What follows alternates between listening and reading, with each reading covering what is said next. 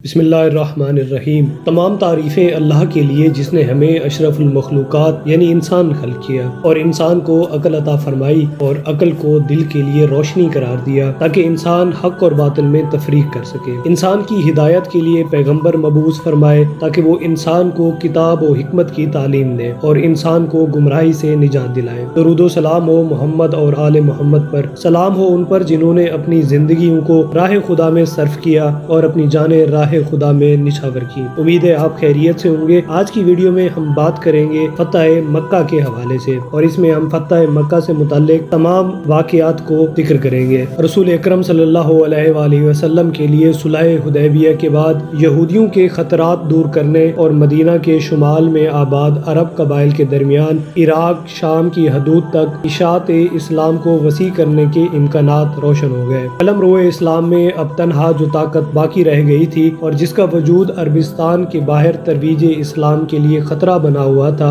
وہ قریش مکہ تھے۔ دشمن کی اس اساسی پائیگاہ کی دو اہم ترین خصوصیات تھیں۔ پہلی تو یہ کہ یہ شہر بہت سے مسلمانوں اور خاص طور پر رسول خدا صلی اللہ علیہ وآلہ وسلم کا وطن تھا، اور دوسری وجہ یہ بھی کہ کعبہ ابراہیم یعنی اساسی مرکز توحید اور ان کا قبلہ اسی شہر میں واقع تھا۔ ان دو وجوہات کے علاوہ مسلمانوں نے اپنی اسلامی زندگی کے دوران جو صدمات برداشت کیے، ان میں سے اکثر و بیشتر اسی شہر کے لوگوں نے انہیں پہنچائے تھے۔ ان وجوہات کی بنا پر مکہ کا شمار ان اہم ترین مراکز میں ہوتا تھا جنہیں رسول خدا جزیرہ نمائے عرب میں دشمن کے وجود سے پاک و صاف کر دینا چاہتے تھے، اور یہی منصوبہ ایک عرصے سے رسول اللہ کے پیش نظر تھا۔ غزوہ حدیبیہ اور عمرۃ القضاء دو ایسے بڑے کامیاب مارکے تھے کہ جن کے باعث قریش کی عسکری بالادستی اور مکہ پر اجارہ داری ختم ہو گئی، اور مسلمانوں کے لیے مکہ واپس آنے، مناسک احج ادا کرنے اور اشاعت دین کے لیے راہیں ہموار ہو گئیں۔ مگر اس کے باوجود قریش کی سیاسی اور ثقافتی برتری اور لعنت شرک و بت پرستی اب بھی مثل سابق وہاں موجود تھی۔ قریش کے خلاف تیسرا اور آخری قدم اٹھانے کے لیے اب مسلمانوں کے سیاسی حالات اور عسکری انتظامات قطعی طور پر موافق اور سازگار تھے، اور جو چیز اس راہ میں مانع بنی ہوئی تھی وہ یہ تھی کہ رسول خدا کسی قسم کی عہد شکنی نہیں کرنا چاہتے تھے۔ مگر قریش نے اپنی طرف سے عہد و پیمان میں چونکہ پیش دستی کی، اور قبیلہ بنی بکر کی حمایت میں انہوں نے قبیلہ بنی خزاع کے 20 افراد کو محض اس بنا پر بے دردی سے قتل کر ڈالا۔ رسول خدا کے ساتھ باہمی معاہدہ تھا، اس لیے یہ دشواری بھی دور ہو گئی۔ چنانچہ اب وہ وقت آن پہنچا کہ رسول خدا اس موقع کا فائدہ اٹھائیں اور مکہ پر تسلط حاصل کر کے اور کعبہ کو بتوں سے نجات دلا کر اپنی دیرینہ آرزو کو عملی جامہ پہنائیں، تاکہ شرک کی سب سے بڑی اساس گاہ کے وجود کو اپنی قوم سے نیست و نابود کر دے۔ بالخصوص ان حالات میں جبکہ قبیلہ خزاع کا سردار اپنے ہم قبیلہ افراد کو ساتھ لے کر رسول خدا کی خدمت میں حاضر ہو چکا تھا، اور اس نے ان رقت انگیز واقعات کو بیان کر کے جو اس کے قبیلے کے لوگوں پر گزرے تھے، قریش کی عہد شکنی کا ذکر کیا، اور ان کے خلاف اس نے رسول اللہ سے مدد کی درخواست کی۔ رسول خدا صلی اللہ علیہ وآلہ وسلم نے کوچ کا حکم دیا۔ اس کے ساتھ ہی رسول اللہ نے مدینہ کی جانب اپنے ایلچی روانہ کیے تاکہ انہیں بھی اس میں شریک ہونے کی دعوت دی جائے۔ کوچ کا حکم ملتے ہی 10,000 سپاہی جمع ہو گئے، اور یہ ایسی کثیر تعداد تھی جو اہل مدینہ نے کبھی اپنی آنکھوں سے نہیں دیکھی تھی۔ رسول خدا نے قریش کو غفلت میں ڈالنے کے لیے تمام حفاظتی اقدامات کیے۔ ابتدا میں آپ نے اپنے ارادے کو کسی پر ظاہر نہیں کیا۔ وہ تمام راستے جو مکہ کی طرف جاتے تھے ان کی سخت ناکہ بندی کر دی گئی۔ لوگوں کو دوسری جانب متوجہ کرنے کے لیے رسول خدا نے سپاہ کا ایک دستہ ابو قتادہ کی فرمانداری میں عزم نامی مقام کی جانب روانہ کیا تاکہ لوگ یہ سمجھیں کہ رسول اللہ کا رخ اسی جانب ہے۔ اس کے بعد آپ نے بارگاہ یزدی میں التجا کی کہ قریش کی آنکھوں اور ان کے کانوں پر غفلت کا پردہ پڑ جائے، اور ہوش انہیں اس وقت آئے جب وہ اچانک سپاہ اسلام کو اپنے سروں پر مسلط فرمائے۔ یہ اقدام اس وجہ سے کیا گیا کہ دشمن اس سے قبل کہ اپنے دفاع کی خاطر اپنی عسکری طاقت کا استعمال کرے، خود ہی بغیر کسی تصادم کے حق کے سامنے سر تسلیم خم کر دے، اور حرم مکہ یعنی مقدس اور مانوی پناہ گاہ یزدی حتی الامکان خون ریزی کے بغیر فتح ہو جائے۔ تمام حفاظتی اقدامات کے باوجود حاتم بن ابی بلیہ نامی شخص نے قریش کو خط لکھ دیا اور سارا نامی عورت کو قریش مکہ تک پہنچانے کے لیے روانہ کر دیا تاکہ انہیں معلوم ہو جائے کہ رسول خدا کا احتمالی عزم اور اقدام کیا ہو سکتا ہے۔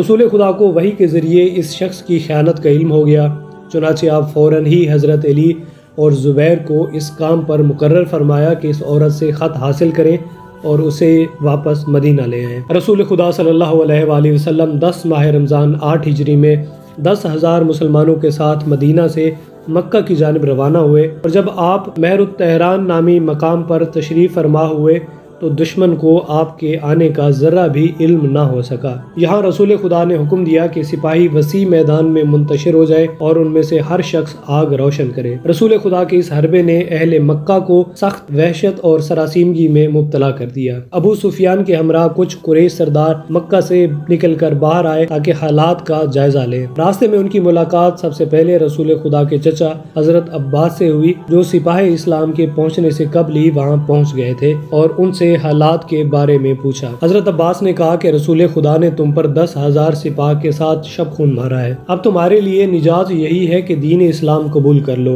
अबू सुफियान के साथ हुकैम बिन हजाम और बदील बिन वर्का भी थे। यही बात उन्होंने उन लोगों से भी कही। ये बात सुनकर कुरैश के सरदारों के औसान खता हो गए और हजरत अब्बास से इतना ही कहा कि अब हम आपके रहमो करम पर हैं। हजरत अब्बास उन्हें रसूल खुदा की खिदमत में ले गए। रसूल खुदा ने उनसे कुरैश की वज़ो व कैफियत के बारे में कुछ सवालात किए और ज़रूरी इत्तलात हासिल करना चाहिए, और साथ ही उन्हें दीन इस्लाम कबूल करने की दावत दी। उन्हें रसूल खुदा की बात तस्लीम करने के अलावा कोई चारा नज़र न आया, और इस रात वो हज़रत अब्बास के साथ ही रहे। सुबह के वक्त तमाम सिपाह ने बावाज़ बुलंद आज़ान दी, जिसे सुनकर अबू सुफियान पर खौफ तारी हो गया। उसके बाद रसूल खुदा के हुक्म से उसे एक टीले पर ले जाया गया। सिपाही मुनज़्ज़म दस्तों की शक्ल में मुसल्लह होकर सामने से गुजरे और अबू सुफियान ने इस्लाम की शान व अज़मत और अस्करी और मानवी ताकत अपनी आंखों से देख ली। रसूल खुदा ने इस्लाम की ताकत के जाहो जलाल का मुज़ाहरा करके शिर्क की इस्तकामत व पायदारी के हर इरादे को पाश पाश कर दिया, और अब आप सल्लल्लाहु अलैहि वसल्लम ने ये कोशिश की कि अबू सुफियान के ज़रिए कुरैश की इस्तकामत व पायदारी को भी चिकनाचूर कर दें, और कहा कि अबू सुफियान कुरैश के दरमियान जाएं और उनसे कहें कि जो कोई असला ज़मीन पर रख कर अपने घर में बैठे रहेगा या मस्जिदुल हराम में पनाह लेगा या अबू सुफियान के घर में पनाह गुज़ीन होगा, उसे किसी किस्म की गजंद नहीं होगी। रसूल खुदा का ये इक़दाम इस अमर का बायस हुआ कि कुरैश के इन सरदारों ने जो सीना सिपर होकर सिपाही इस्लाम का मुकाबला करना चाहते थे, जब अबू सुफियान की ये कैफियत देखी तो उन्होंने अपना इरादा बदल दिया। कुरैश को ज़ेर करने के जितने भी मराहिल हो सकते थे वो अब तय हो चुके थे, और वो वक्त आन पहुंचा था कि रसूल खुदा मक्का में तशरीफ फरमा हो। रसूल खुदा की ये सही कोशिश थी कि सिपाही इस्लाम शहर में इस तरह दाखिल हो कि जिस हद तक मुमकिन हो सके कोई तसादुम पेश ना आए। चुनाचे इस मकसद के तहत रसूलुल्लाह ने कुल सिपाह को 4 दस्तों में तकसीम करके उनमें से हर एक पर एक फरमादार मुकर्रर फरमाया, और हर दस्ते को ये हुक्म दिया कि अंदरूने शहर उस रास्ते से जाएं जो उनके दाखिल होने के लिए मुकर्रर कर दिया गया है, और सबको ये हिदायत कर दी कि इसके अलावा जो तुमसे जंग करना चाहे किसी से जंगो बेकार ना करना, मगर उसके साथ ही 10 ऐसे अफराद के नाम भी आपने लिए जिनका खून बहाना जायज़ और मुबाह करार दिया गया था। अहले लश्कर मुकर्ररा रास्तों से मक्का में दाखिल हुए।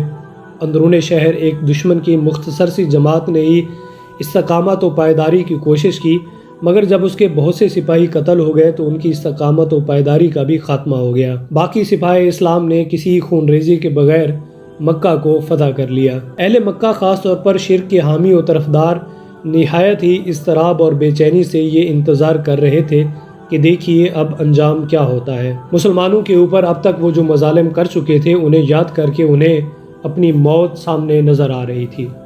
रसूल खुदा ने पहले तो बुतों को सरनगू किया और इस काम से फारिग होने के बाद उन लोगों के सामने तकरीर फरमाई जो वहाँ मौजूद थे। इस फतह व कामयाबी पर खुदावंद ताला की हम्दो सताइश करते हुए आपने कुरैश से खिताब करते हुए फरमाया, कहो क्या कहना चाहते हो और बताओ तुम्हारे दिलों में क्या गुमान और वसवसे हैं। सबने आउज़ारी करते हुए रसूल खुदा की खिदमत में अर्ज़ किया कि हमें आपसे यही तवक्को है कि आप हमारे साथ खैर और नेकी का सलूक फरमाएंगे। हमें यही अर्ज़ करना है और इसके अलावा हमारे दिलों में कोई ख्याल और फिक्र नहीं। आप हमारे बिरादर मोहतरम हैं और हम आपको अपने भाई का फर्जंद ही समझते हैं, बाकी आपको इख्तियार है। रसूल खुदा ने उन्हें जवाब देते हुए फरमाया कि मैं तुमसे अपने भाई यानी हज़रत यूसुफ अलैहिस्सलाम की तरह चश्म पोशी करता हूँ। आज तुम पर कोई गिरफ्त नहीं, اللہ تمہیں معاف کرے، وہ سب سے بڑھ کر رحم کرنے والا ہے۔ چنانچہ جب انہوں نے معافی کی درخواست کی تو رسول اللہ نے فرمایا کہ جاؤ تم سب آزاد ہو۔ جب رسول خدا نے عام معافی کا اعلان کر دیا اور مشرک کے حامی و طرفدار لوگوں کے اعمال سے چشم پوشی کی تو مکہ کے لوگ جوق در جوق آپ کی خدمت میں حاضر ہو کر دین اسلام قبول کرنے کا شرف حاصل کرنے لگے۔ یہی نہیں بلکہ عرب خواتین نے بھی ان خاص آداب کے مطابق جو مقرر کیے گئے تھے رسول خدا سے بیعت کی۔ رسول خدا نے اس خیال کے پیش نظر کہ بت پرستی ہر جگہ سے کلی طور پر نیست و نابود ہو جائے، لوگوں کو ہدایت کی کہ جس کسی کے پاس کوئی بت ہو وہ اسے پاش پاش کر دے۔ اس کے علاوہ آپ نے مکہ کے باہر بھی چند افراد کو بھیجا تاکہ جہاں کہیں بھی کوئی بت خانہ ہو اسے ویران کر دیں اور لوگوں کو دین اسلام کی دعوت دیں۔ مسلمانوں کے ہاتھوں شہر مکہ کی تسخیر، مشرکین کے سرداروں کی شکست اور ان لوگوں کے ساتھ رسول خدا کے غیر متوقع اور بے مثالی درگزر اور چشم پوشی نے جو 20 سال سے زیادہ عرصے تک اسلام سے دشمنی میں رسول خدا سے برسر پیکار رہے، ثابت کر دیا کہ رسول اللہ کا مقصد گمراہ اور نادان لوگوں کی ہدایت اور اصلاح کے علاوہ کچھ اور نہیں ہے۔